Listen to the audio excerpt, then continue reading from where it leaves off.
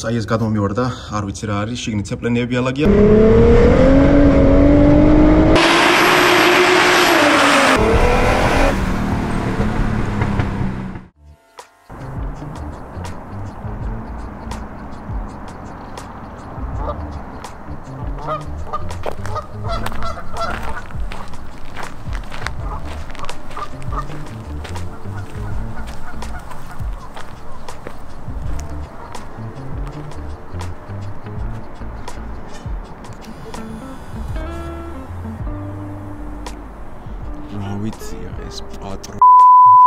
Გამომარჯოს, გიბრუნდებით მორიგი ვიდეოთი, ისევ და ისევ 124-ით. ძალიან ახლოს ვართ იმისთვის, რომ ფინიში გავიდეთ ამ მანქანის გაკეთების.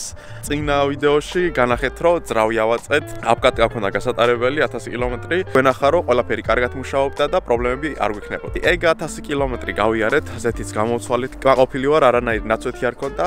ასევე დავაყენეთ 5 სიჩქარიანი გადაცემათა კოლოფი, რომელიც თავიდანვე გეგმაში იყო, უბრალოდ ნაწილებს ვაგროვებდი, როგორც გითხარით. ესე იგი, 2 ცალი გადაცემათა კოლოფის ყიდვა მომიწია. ერთი იყო 12 ცილინდრიანი S600-ის და ერთი იყო სპრინტერი 2.7 დიზელის. 12 ცილინდრიანის წირაცხვირი ამ ძრავზე ესე არ წავიდოდა.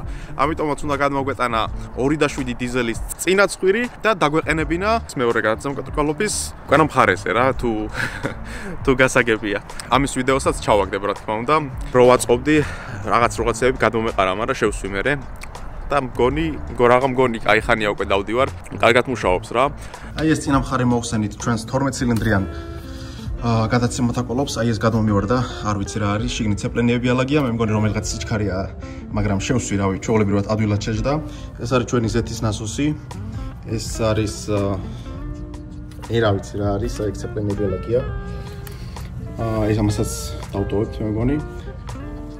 აქ არის ჩვენი 6 ცილინდრიანის გადაცემათა კოლოფი, რომელიც აი ეს მხარე გვჭირდებოდა. ანუ ეხლა უნდა ავაწყო აი ის გადაცემათა კოლოფი აი ამ ცხვირით. ეს არის ჩვენი დასრულებული პროდუქტი.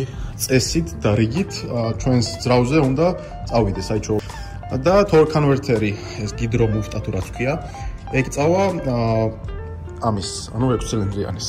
ეს კი თითქოს რთულად ჟღერს, მაგრამ ყველაზე რთული იყო ამ გადაცემათა კოლოფის კონტროლერი. ამ კონტროლერს ქვია off gear-ი. ეს არის ჩვენი პატარა ეკრანი, რაც ფაქტიურად აკონტროლებს ამ ჩვენს გადაცემათა კოლოფს რა. და ზუსტად ამას ვიზახდი, რომ შენ გიწევს პროგრამირება, უნდა მიუთითო რაც სიჩქარეზე გინდა, პირველიდან მეორე, მეორედან მესამე, მესამედან მეოთხე. ასევე უნდა მიუთითო როგორ გინდა შეცვალოს, გინდა უხეშად შეცვალოს, გინდა ნაზად შეცვალოს, მაგრამ ამას იმდენი ჩალიჩი უნდა და იმხელა დრო, რომ ჯერ კიდევ უკვე რამდენიმე კვირა დავდივარ ფაქტიურად და ჯერ კიდევ ვერ გავმართე ისე, რომ კომფორტულად ვიარო. დაჟე ისიც ვერ გავმართე, რომ თავისით იაროს რა, მე თავ ხოლმე სიჩქარეებში, იმიტომ რომ დროსელის პოზიციის სენსორი ურევს, ხანდახან რომ მივდივარ მაგალითად მეოთხეთი, ჩამოიტანს მესამეში, მე მეორეში, მე ისე მესამეში და მოკლედ ძალიან ტვინს ჭამს რა. ამიტომაც დავაყენე ეს CLK-ის paddle shifter-ები, ეს სილიკონით ჩავტენე აქ, როგორც ხედავთ. ძალიან ლამაზი არ არის, მაგრამ მუშაობს. აქ ვიჩვენებს პირველს, რომ ამოვარწყავთ აქ, წკაპ, გადაიტანა მეორეში, მერე მესამეში. და იგივენაირად აქეთაც მეორე და პირველი. ეს ყველაფერი კარგი. მანქანა დადის, გადაცემათა კოლოფი გვაქვს, ძრავი გვაქვს, ტურბო გვაქვს.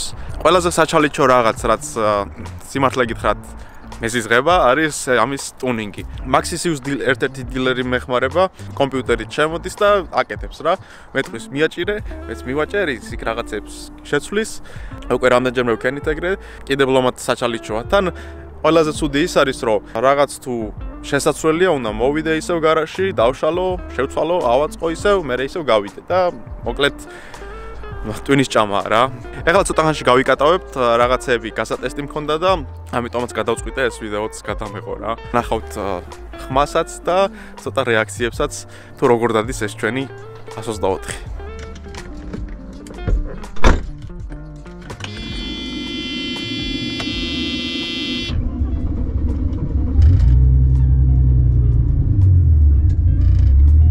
ეხლა კი შეერთებული მაქვს ეს რაღაცეები, მაგრამ რო დავდივარ არ უყურებ ხოლმე რა. ეხლა უბრალოდ მაინტერესებს სმესი როგორი იქნება და ტურბოს წნევა რამდენს დაბერავს რა. სადღაც 20 PSI უნდა გქონდეს, მეტი არ გვაწყობს. იმიტომ რომ არ გვინდა რომ რამე გავაფუჭოთ.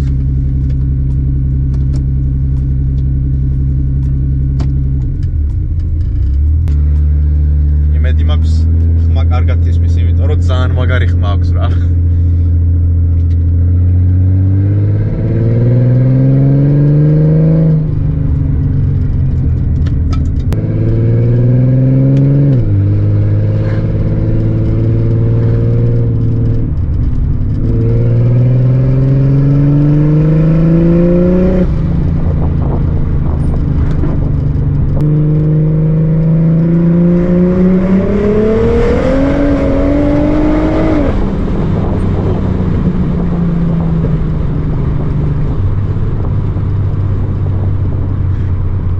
მე მგონი 25 PSI-ზე უფრო მეტი იყო.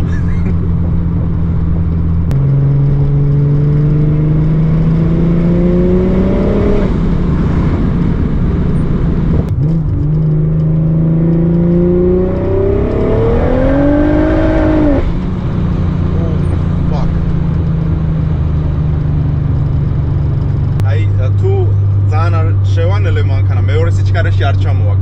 ესეც სეტინგები და უნდა გავასწორო.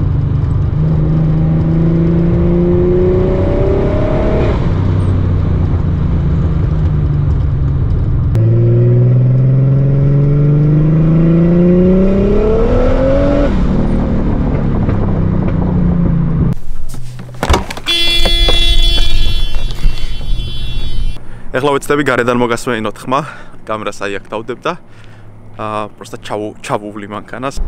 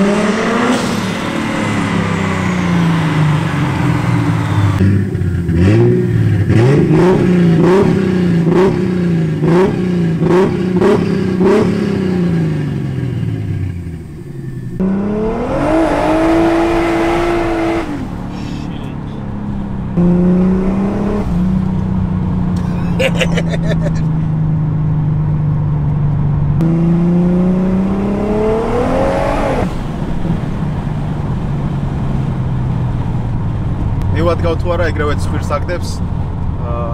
ბუსტკატი გვაქვს დაყენებული 25 PSI-ზე და მაგიტომაც გასთიშავს.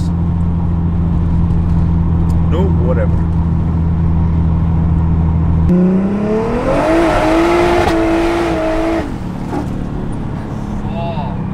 Nu gecinnia, nu gecinnia.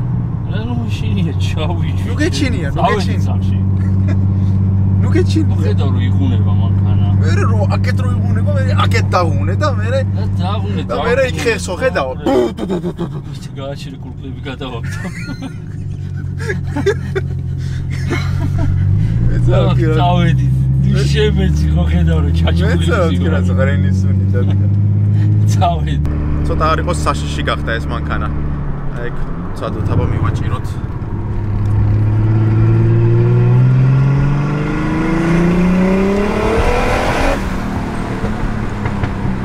როლ ტესტავ ბევრ რაღაცას უნდა ვადევნო რა თვალი. იქ დეტონაცია, იქ სმესი. მაინც რა არ მინდა არაფერი გავაფუჭო. ასევე ერთი რამ რაც არ გამითვალისწინებია, არის ამ მანქანის მუხრუჭები.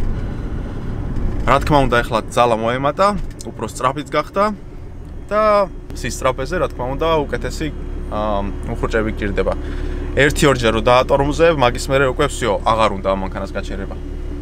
ამიტომ რაღაც უნდა მოვიფიქროთ. მე მგონი როგორც ვნახეთ C32-ის ტორმუზები ეგრევე მიდის და ნახოთ თუ ვიშოვე ადვილად შეიძლება დავაყენო. გადავავლოთ თვალი, ყველაფერი რიგზეა. ტურბო აქ არის, მოტორი აქ არის. მე მგონი ყველაფერი რიგზეა რა. აი, რაღაც დავინახე. აი ეს რაღაც გამოგძრა და დიდი ალბათობით ბუსტის გამო. იმიტომ რომ ინტეიქსა მაქვს მიერთებული.